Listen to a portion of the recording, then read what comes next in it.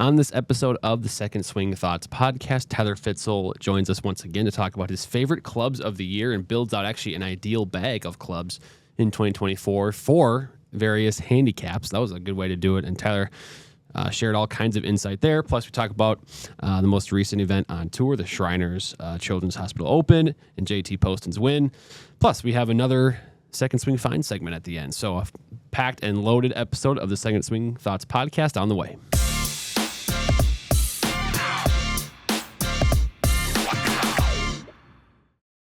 Hey golfers, I'm Drew Maholder, Second Swing Golf, here in the studio at Second Swing with Sean Bauer, co-host of the Second Swing Thoughts podcast for another episode. And we're diving into more equipment stuff today. Of course, that's the theme of the show. But of course, you know, with the PGA Tour fall schedule in swing, we've got the Shriners Children's Open that was completed. Always one of, I think, my favorite events. I mean, if it was if it was in a more, central time of year, it would be a lot more fun, I think. Just the course, the setting is so much fun. So talk about that, some more equipment stuff, and then obviously we have a discussion with Tyler Fitzel as well coming up. So great stuff coming for sure in this episode. Yeah, and I think what fascinated me the most was, you always see top club lists, and, sometimes they don't break it up based on category. I love what Tyler and you did where you talked about, if you're a high handicap, you're that low handicap, mid handicap. There's different options. Different clubs suit you better. Mm-hmm. And with how many clubs are released each year, there's so many options. So it's a great insight into what clubs are best for you based on your handicap. So stay tuned for that. But let's get into the turn. The Shriners Children's Open. The Postman, JT Poston, picking up his third career win. Yeah. Big win there. Pretty clutch on the 18th. He kind of was in cruise control until about the last three holes. And then he missed birdies, and Doug Gim kept making birdies, made it a little closer, and, two putt from about 50 feet. He hasn't three putted in 110 holes, which is pretty good. Yeah. How many, what's your best streak? I would say it's possible I've gone 2 rounds without three putting. I mean, but probably not more than that. Yeah. So, I mean, I would say I'd cap it at maybe 40 holes in my lifetime, and he's over at triple digits already. So that's really impressive, I think.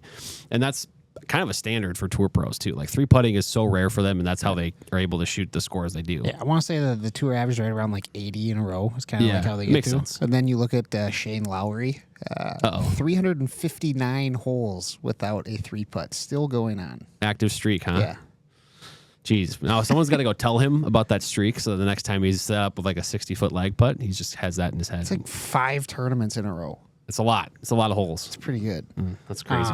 But speaking of JT Poston here, he's a Titleist guy. We're going to take a look at his bag here. Obviously he starts off with the GT3 up at the top, but then you get into that long game of his bag.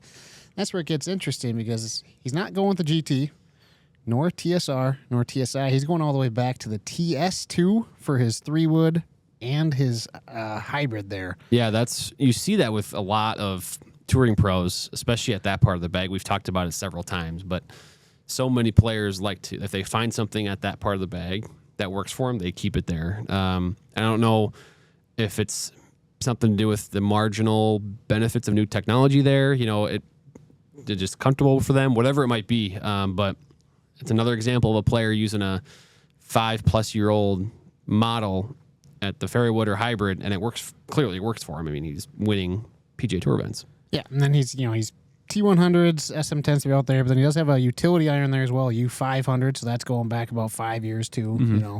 So whatever it is about that long game, he likes what they did about 5-6 years ago, and seems like which is a testament to the technology from then. And obviously, sometimes you find that club that works for you, and you're not getting rid of it. So. Big win for him, third career win there, sets him up well heading into 2025, and that's kind of what this fall season is about. And speaking of the fall season, you kind of have one of your marquee events of the fall. You got the Zozo this week. Obviously, it has some historical significance because that's where Tiger tied Sam Snead's record.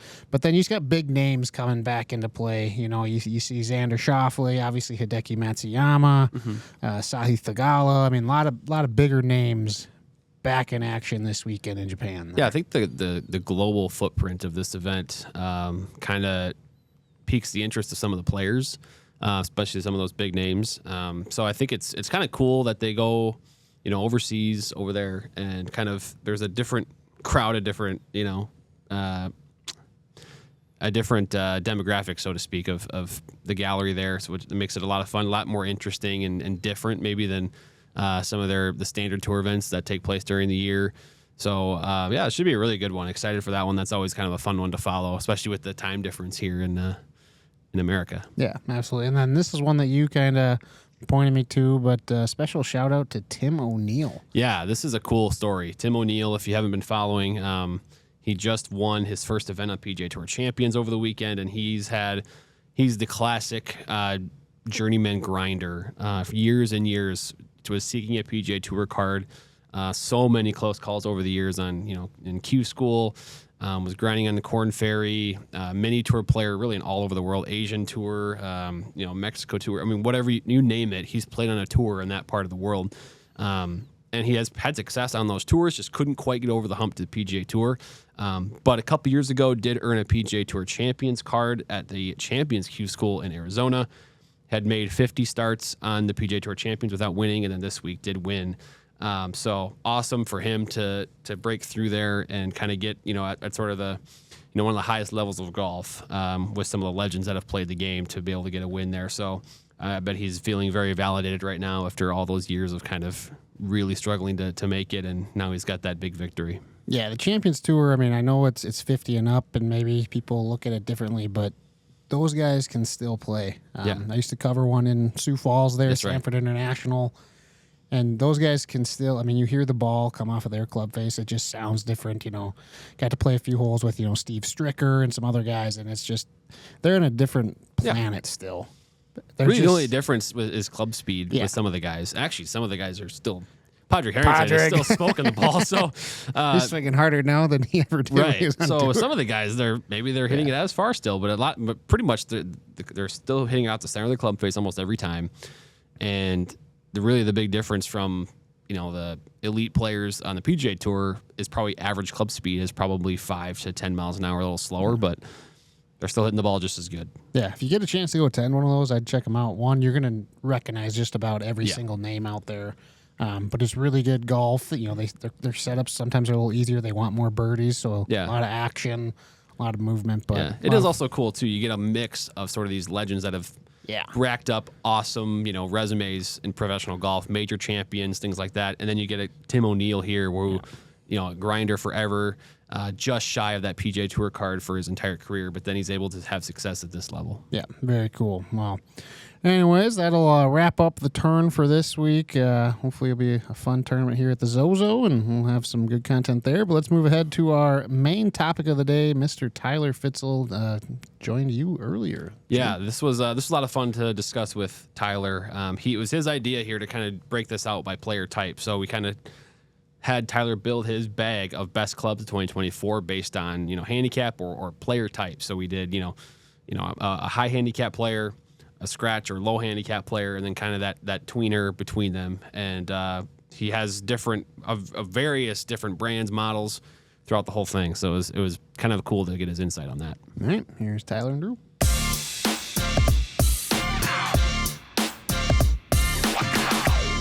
All right, we now welcome on master club fitter, wedge magician, Tyler Fitzel into the studio here. We wanted to talk to you, Tyler, as we're starting to wrap up, I'd say 2024. I know, at least in this neck of the woods, the fittings are slowing down a little bit because the snow is going to fall here shortly. But we wanted to get your take on the best clubs of 2024. And so we had a kind of a fun, unique way. We both kind of talked about ways we could do that. And you mentioned breaking it out by the player type. Yeah. So you think, because obviously you work with, you work with like some of the best players in the state of Minnesota. No, any player. Yeah. Right. And then also you work with, high handicappers new to the game. So I'll let you choose. Do you want to start with the, higher handicappers, new players, or do you want to start with scratch players? I'll start with this. One of the questions that's kind of asked is, which is an easier fitting. Oh yeah, I actually would be curious to know about that. Yeah. Well, I think part of it is the experience, right? Well, that's what we're trying to get across. We want to educate. We want to be able to give you some information. I look at we've heard this many a times from me, is that a fitting gets broken down into 3 pieces of golf. There's the club, the swing, and the ball. And so when we start breaking it down, that equipment plus the swing is all over the place, whether or not you're a low handicap, a high handicap. I golf 2 times a year or 200 times a year. It doesn't matter. I think that the fitting is easier if we get defined results quicker. Yeah. Like from a fitting perspective, the one number, I always try to put the best possible club into your hand for what we're doing and try to see if that works, because if it does, right, we're not wasting as much time or energy on other things that aren't working or doing the same sort of thing. Yeah. And it's great to have options when you come in and say, oh, I really want to look at 5 or 6 different things. But the reality is that somewhere around 3, possibly 4 things you're going to see some differences, but are going to be, in your wheelhouse. Yeah. And so let's start with the golfer that comes in and is playing a few times a year. Okay. Kind of a more casual player, maybe mid or high. Maybe would you call them high handicappers more so than not? Yeah, I'd call it mid to high. I would say this: people will come in where they are playing a few times a year, maybe less than a dozen. They want to get out and play more. They might be trying to get out and play more. A lot of situations with, whether it's family or work or life in general, where they are, because it can be all over the map. But I don't necessarily hear a lot of them say, well, I have a handicap. Like some of them are they just play golf. Yeah. That makes sense. Yeah. Okay. So, well, for those players then, we wanted to kind of I think the idea here was just basically you present the bag of clubs that you would categorize as the best clubs for this player. So we're talking about a more casual golfer, maybe just getting into the game. So you can go in whatever order you want. We can start at the top with driver maybe and work on down. So driver then. You've been fitting clubs all year. What do you think? Ping G430 Max, typically. Seems like a pretty solid, reliable option. I know that Ping came out with the 10K, and it is a great option. And I kind of look at the G430 in its entirety. There's really 4 different models to that, but somewhere in that, I think is going to be a really, really good driver for someone that's looking at getting out, playing more golf, having some straighter drives, maybe some longer drives, having a little bit of technology that works, some shaft adjustability. So I think the Ping driver and that model lineup is awesome for that. Yeah. Sure. In the fairway wood now, do you have a fairway wood in mind? And then I would think about this too, maybe not just a 3-wood or a 5-wood, but the entire lineup, what loft might work for them. Because there's some of these that don't even have a 7-wood, for example. So what fairway wood model or series are you looking at here? Here I really like TaylorMade. I think TaylorMade's QI10 fairway this year was really, really well done, really clean looking. Gets the ball speed we're looking for, gets nice launch on something like that, easier to hit off the turf. They did a wonderful job with that, and I think that would be my pick in terms of a fairway.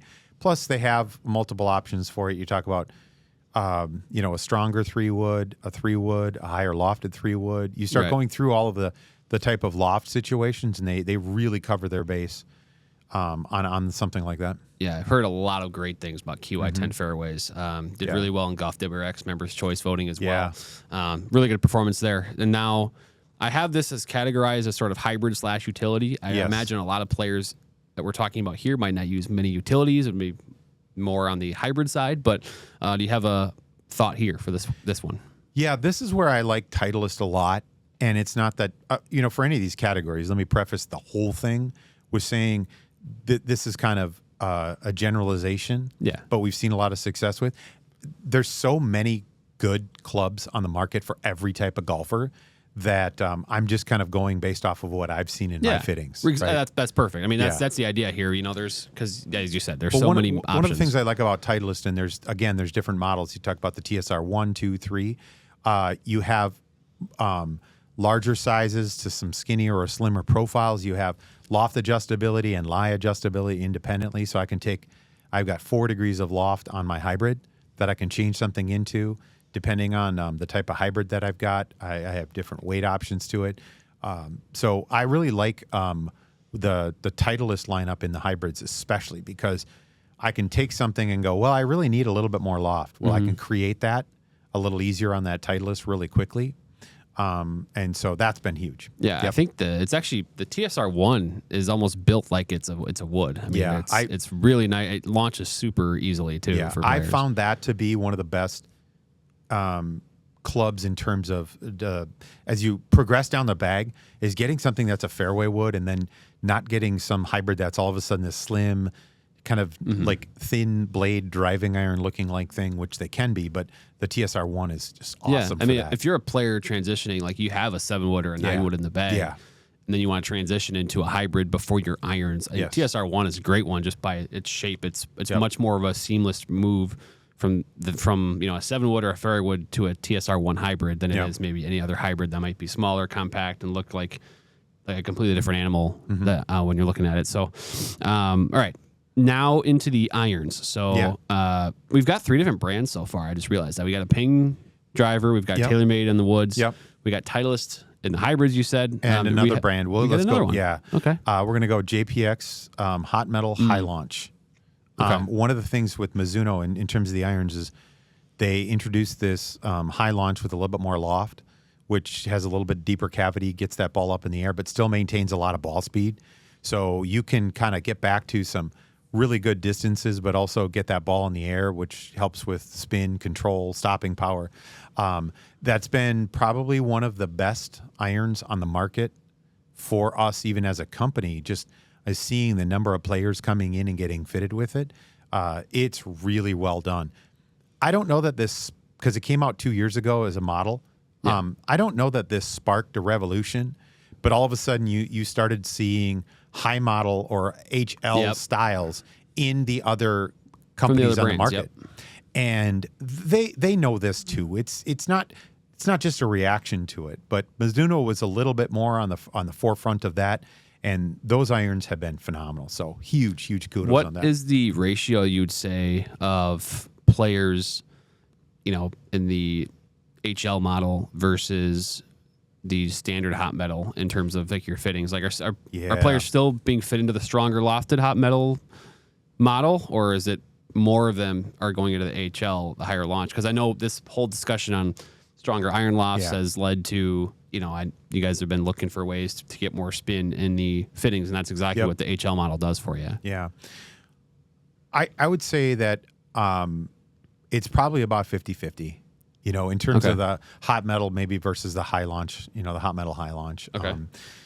It's kind of more player dependent. If you have someone that comes in where they're really kind of launching the ball, maybe cutting across it, creates more loft, creates more spin, going a little too high, but we've got the ball speed. That's where the regular standard model in that with a little bit less loft really puts us into a better window.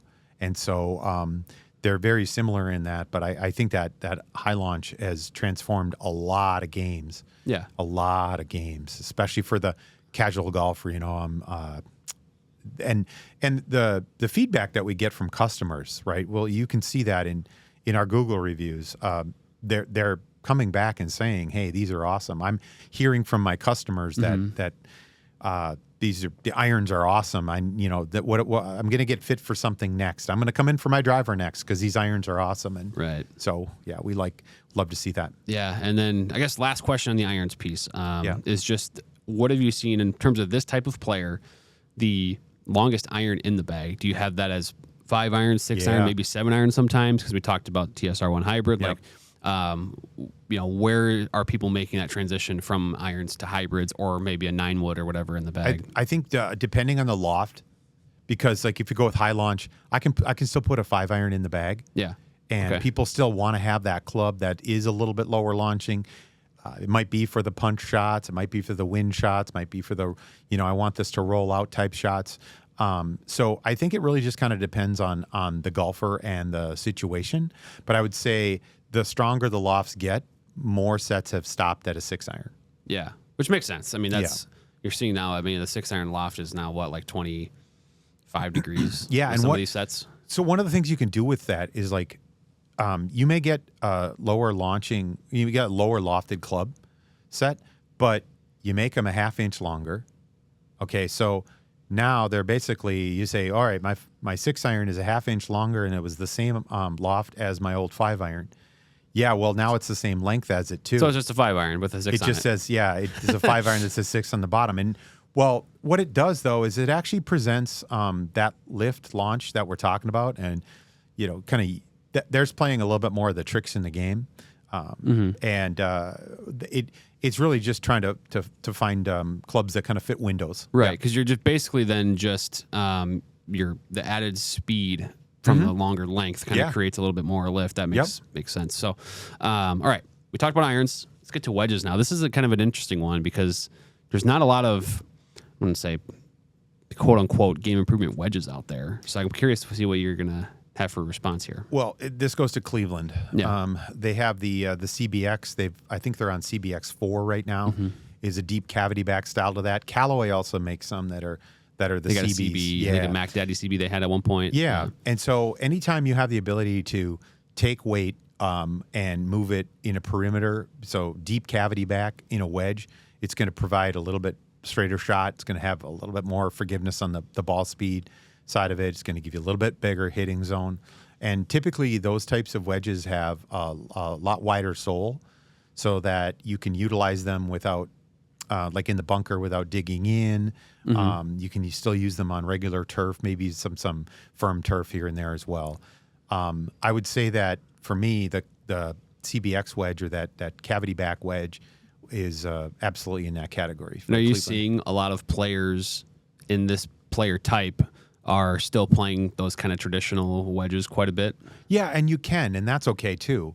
I think that if we're going to talk about the amount of golf that you're going to play, getting out, enjoying, having success, making good shots, we want to get as many solid shots in your bag as possible. And that's where I think wedges like that, they're usually a little bit better out of the bunkers. They're usually a bit better for some longer shots that maybe are just getting you some more stability.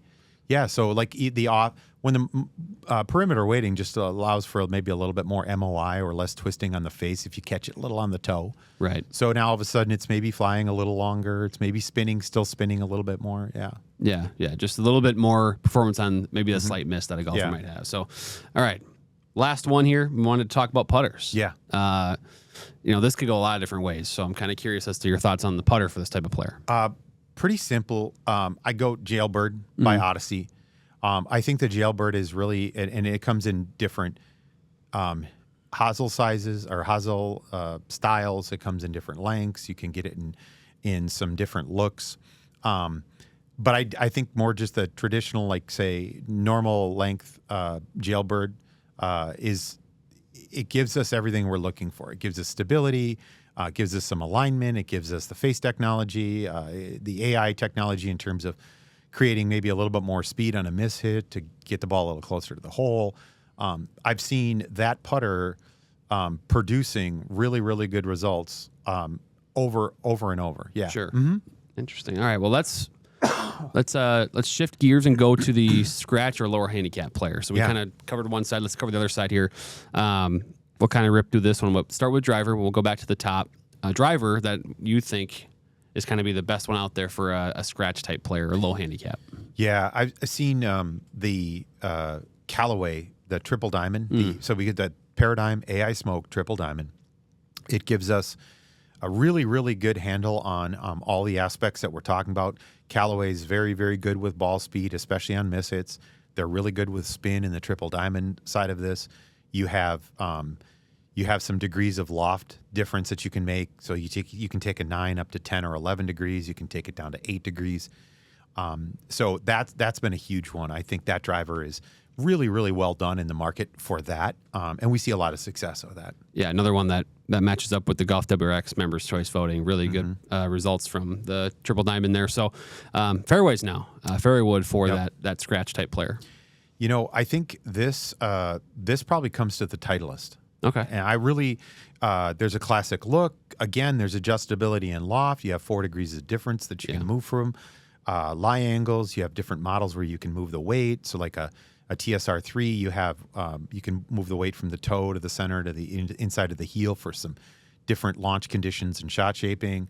I think that Titleist, again, you could get a lower launching. You can get, they had the TSR2 Plus, which was a bigger head size, so CC, bigger, kind of more tee shot, not quite mini driver, but same purpose. Yep. And then all the way up, some people will come in and we talk about better players don't necessarily always need just a 3-wood. Might be a 16.5 degree, kind of the 4-wood. Yeah. So, but with still some adjustability, maybe bumping it down a degree or up a couple of degrees. So it's kind of like fitting the bag based on launch conditions a little bit better. Yeah. I think that TSR3 might be the most like adjustable fairwood, really, in terms of the sliding weight. Yeah. The hosel. There's so many options you can go with that one. So now back into that hybrid/utility category. Yeah. So let's talk about this one, because this one maybe leans more towards a utility club, but maybe not. I'm curious in your thoughts. I would say this kind of, I'd have to kind of maybe put one of each in the bag. We don't normally see a lot of 3-irons in the bag, just as a 3-iron. Yeah. Plus, if you are going to, and we'll get into irons in a bit, but you're probably going to see some sort of 3-iron that's more a driving utility, iron, utility style. I think the best one on the market in terms of the utility side of that probably goes right back into Titleist. Mm-hmm. I think Titleist has they have the T200 utility, which is really, really super good. You can get a little bit more ball speed on it. It's very forgiving.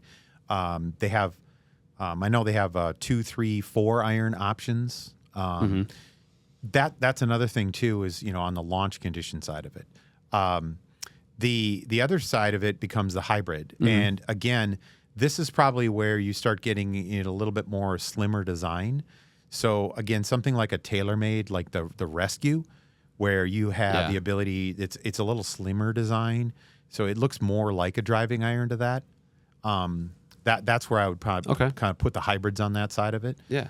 Interesting. And the driving irons or utilities. I love the mix of brands we got going here, by the way. This is awesome. Yeah. Clearly, we talk about being brand agnostic, definitely showing here. So irons now, you mentioned being thinner design here. So what do we got for the players type iron here? Yeah, I think the T100 by Titleist is pretty classic. I know it's not a true blade, but it's about as blade as you can get without being an actual blade. I look at this category as someone that still may want a little bit of forgiveness. Now, in that line of thinking, though, we talk about a blended set. We've seen a lot of progressive sets. So you might see something like a T100 into a T150 as you get into a little bit of the longer irons, and then getting into a T200, as you just mentioned, like kind of utility iron. Yeah, that's true.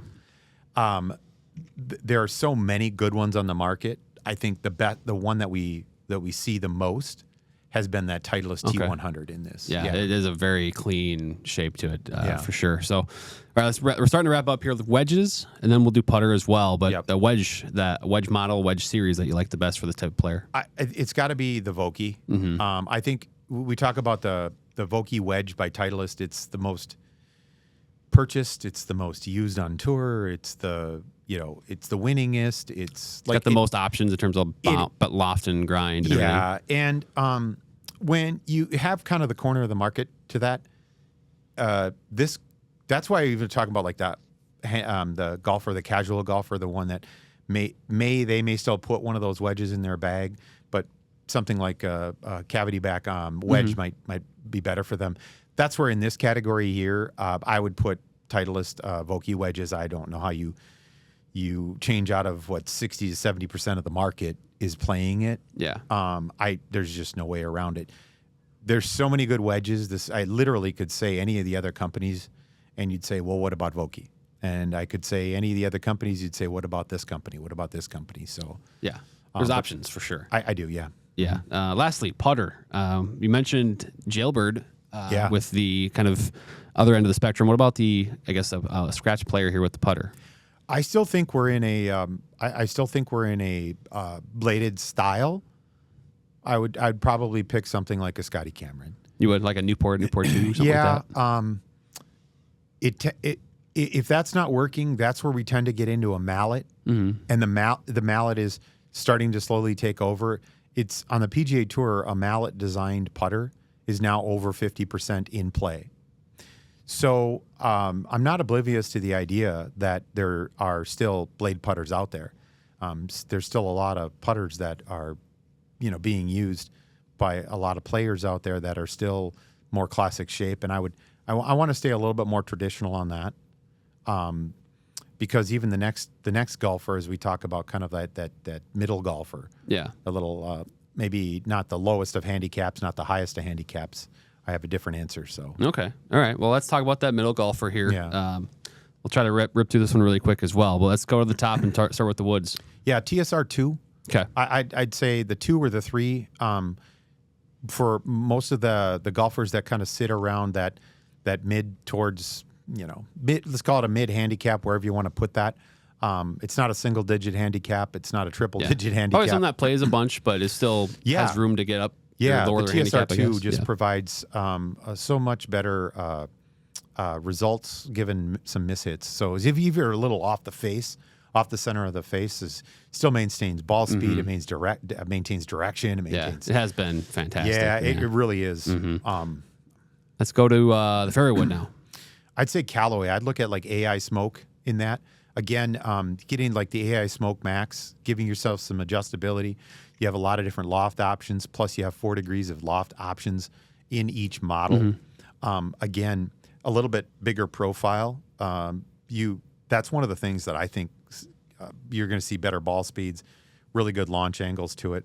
Right. Good turf interaction. And then options across the board. Yeah. With loft and, you can, 3 woods, 4 woods, 5 woods, exactly. 6 woods. Yeah. You can make pretty much anything nowadays you can make into a different category just by changing up the loft on it. Yeah, exactly. So kind of speaking on the, same thing, hybrid utility category. Yeah. You have some that have that adjustability, and actually some brands that don't with some of the models. So what do you got here? Well, let's talk about like a utility iron style to that. I'd put a ping crossover. Really? Yeah. What I find really interesting about that is it has the ability with its loft sleeve to kind of, you can change the lie angle in the loft, so you can make something look a bit flatter, more upright, a little more closed, a little bit more open. I think that's huge because that's going to give that golfer in the middle a little bit more adjustability that they may want with it. On the hybrid side of it, I'd say Ping G430s. Yeah, those have been great. They encompass the absolute best kind of all around. They're really crisp, clean. They look good. If you want something that's open or closed, flat, they can go up to like a 7 hybrid with it too if you really need to. Yeah, exactly. So there's a wide variety of that. And that's another thing too, having the differences. All of these companies have so many different shaft options that are just stock shaft options that you get to select from, that I find it's hard not to find something. Yep. That might work in that. Right. But I think the Ping is elite in that. Sure. Yeah. Now in the irons category here, I imagine we're kind of being in that player's distance range here for this one. Yeah, so we call it kind of player's distance irons here. This gets a little bit trickier. Again, there's so many really, really good ones on the market. I would probably go with Srixon. Okay. Yeah, I would lean in on Srixon and go to like a ZX5. It's got some ball speed. It has a little bit of loft differences to it. One of the reasons I really like the Srixon is it still maintains a forged body. Yeah. With like a hardened steel miraging face steel that's attached on the faceplate. What it does is allow you ball speed. It allows you launch. It allows you spin, but it allows you feel. There's a little bit more feedback to that. Yeah. And sometimes you get into the hollow body type clubs, and you can hit it on the toe, and feels like you hit it right off the middle. I think the Srixon offers a bit better feedback. Like, okay, I hit that off the toe. Yeah, there's a lot of player's iron characteristics versus maybe some other player's distance models out there. So in that wedge category now, what do we got? This is where I would go to like a Callaway wedge. Yeah, and one of the reasons for that, again, so there's a couple. One, you have the full face option, and you have a standard face so that the grooves don't go all the way out. So you can kind of pick either or.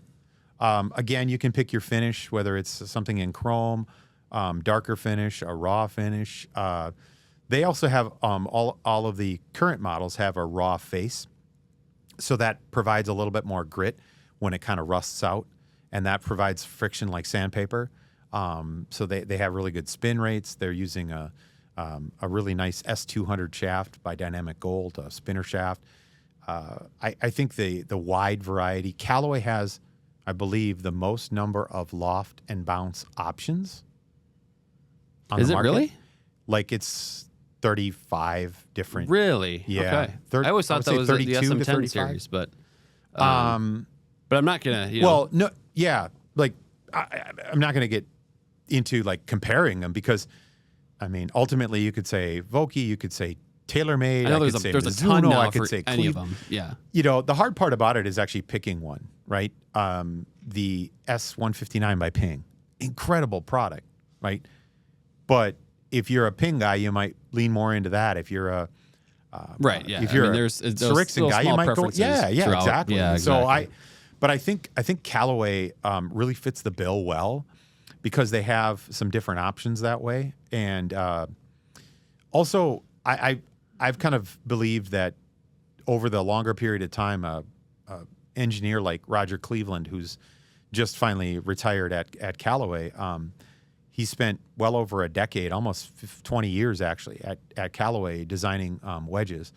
When you have someone that established in the business outside of Vokey or Larry Babka, Sure. the idea of getting in and having the ability to use, you get different grind options, I got different bounce options, I got different loft options. It's like, there's a wide variety, so that kind of helps. Yeah, that adds some credibility as well, Yeah. for sure. All right, lastly here, Yeah, putter. I'd go with a lab putter. Ah, Yeah, we've seen the craze kind of start to kick in where you say, all right, what are these things about? Well, more and more and more people are starting to get introduced to the lab putter. It started as the direct force, what they talked about. It's a center shafted putter. It has a unique torque displacement. It's a very stable putter through the hit the way that they're designed through the hitting motion. They have alignment. They have grip options. They have color options. We've started to see the business pick up in terms of fitting for them, as well as just people coming into the store, trying them and buying them. I think we're past that point of just curiosity now. Yeah, Where now it's like, all right, we're testing these, we're getting fit for them, and they're performing. Yeah, So and when we start talking about like more specifics, I still feel like the lower handicap scratch player is more of a blade style putter, maybe a thicker blade.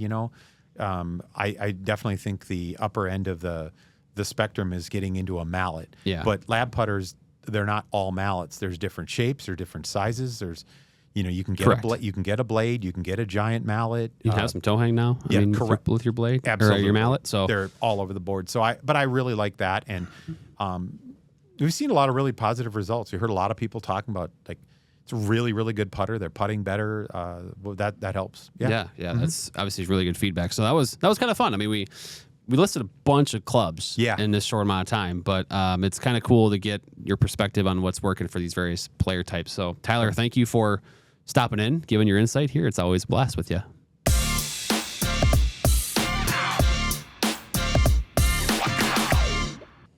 All right, now back with Sean here in studio after talking to Tyler on the best clubs of 2024. Really cool stuff there from Tyler, and I think I just like how brand agnostic it is, and that he, he's working with all these different brands, and he's with that said though, he still is able to pick out, okay, this is the best player's distance iron or best iron for like a 10 handicap or whatever it might be, and he's got that one right on top of mind, which I think shows how dial in he is with his fittings. Kind of gives a look into the mind of a second swing fitter. Yeah, no, I think I'd be curious to get each second swing fitter's ideal bag just to see how they compare. Right. Is there a consistent theme, and maybe that's and that's the thing is it's not gonna be the exact same for every fitter. Yeah. You'll probably get a lot of similar responses, but there's slight tweaks to the fitting process within each fitter, and I think that's cool because the collaboration then that takes place when they're maybe not in the fitting bay and they're working with each other, discussing fittings afterwards is really cool. Yeah, well, and Tyler, we always enjoy having Tyler on the YouTube channel. Won't be alive at lunch this week with him and you.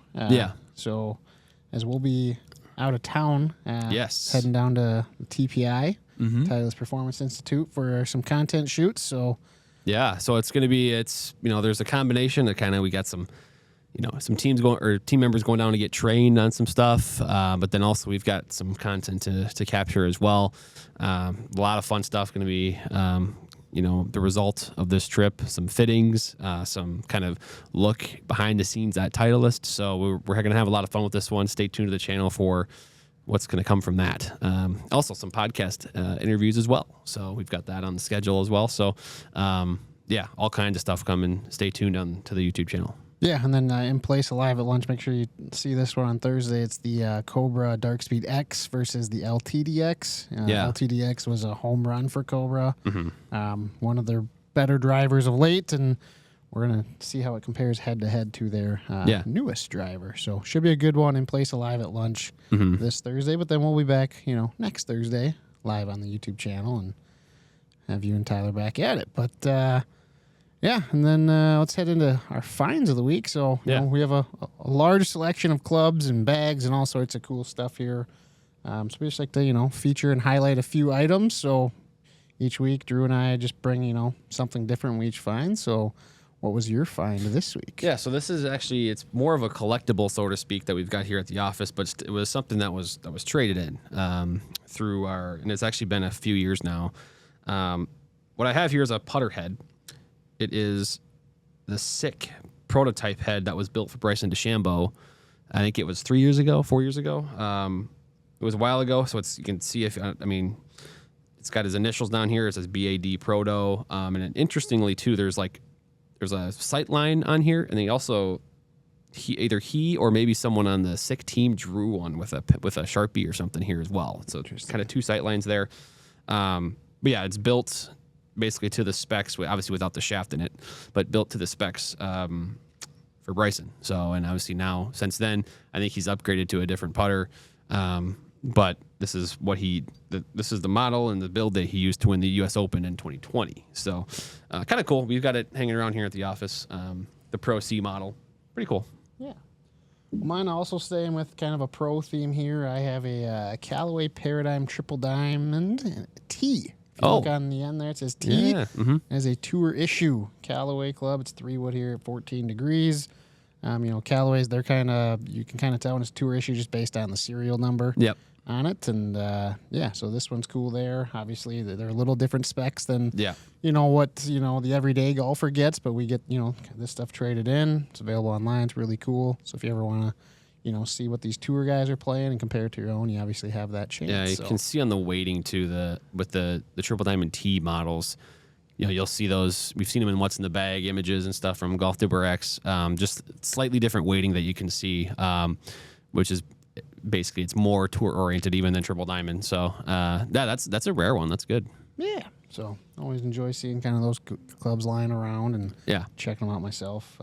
Probably don't need to hit it myself because I'm not quite, not quite up to that level. But there's so many of those types of things. Some of them are just out in the store, out on the floor. You don't even really realize it.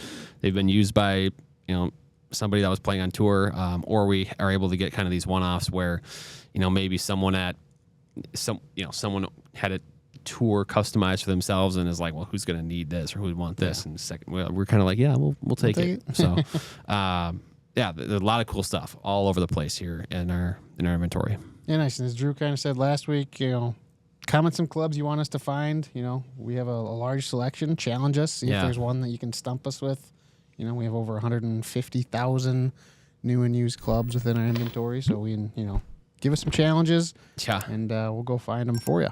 Yeah, it's always fun. We used to do that as a series on TikTok. Maybe I should fire that up again because I get some pretty wild requests where people were seriously doubting that we had that, and then it turns out we would. So that's a good one. Well, that does it for this episode of the Second Swing Thoughts podcast. Make sure you hit that subscribe button, follow along on our social media channels as well, and listen to us on any of your favorite podcast networks.